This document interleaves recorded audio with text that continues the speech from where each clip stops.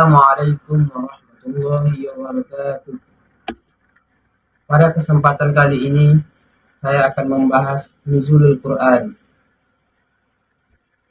Nuzulul Quran, secara etimologis, nuzulul Quran terdapat dua kata, yaitu kata nuzul dan Al-Quran.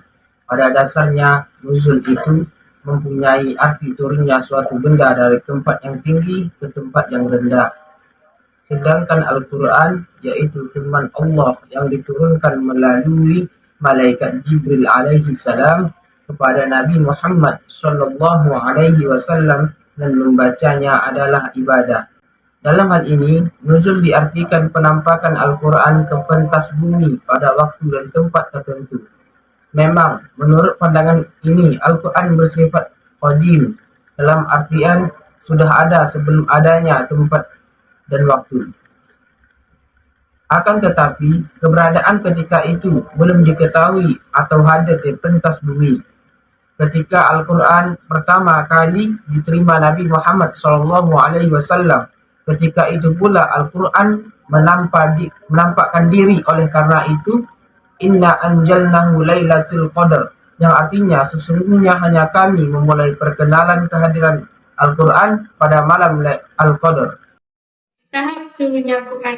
Adapun tahap turunnya Al-Quran ini memiliki 3 tahap. Tahap yang pertama yaitu tahap dari Lauhul Mahfuz. Bahwasannya Al-Quran itu turun sekaligus seperti dijelaskan dalam Quran Surah Al-Buruj ayat 21 sampai dengan 22. Bahwasannya Al-Quran itu terjaga di Lauhul Mahfuz. Beda kita masuk ke tahap kedua yaitu tahap turunnya Al-Quran ke Baitul Izzah pada malam Lailatul Qadar. Seperti dijelaskan dalam Quran Surah Al-Dukhan ayat 3 sampai 6. Masuk ke tahap ketiga, yaitu tahap Al-Quran turun kepada Nabi Muhammad secara berangsur-angsur melalui malaikat Jibril. Jadi dijelaskan dalam Quran Surah Al-Furqan ayat 32. Mengapa Al-Quran itu diturunkan secara berangsur-angsur? Supaya meneguhkan hati Nabi Muhammad dan supaya membacanya secara tertib. Periode turunnya Al-Quran. Al-Quran turun kurang lebih 22 tahun, 2 bulan, 22 hari. Dimulai dari 17 Ramadan, 41 kelahiran Nabi, sampai dengan 9 Zulhijjah Haji Wada, 63 kelahiran Nabi. Ulama membagi 2 periode, yaitu periode Mekah dan periode Madinah. Periode Mekah kurang lebih 12 tahun, sebanyak 86 surah.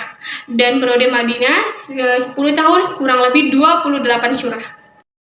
Baiklah, selanjutnya mengenai hikmah diturunkannya Al-Quran secara berangsur-angsur.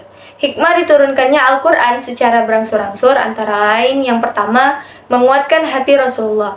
Hal ini perlu dilakukan karena Rasulullah berdakwah ke banyak orang, di mana selalu mendapatkan tantangan dari orang-orang yang anti kepada Rasul. Ditambah lagi, orang-orang tersebut bersifat dan bersikap kasar, bengis, dan menunjukkan sikap yang tidak bersahabat.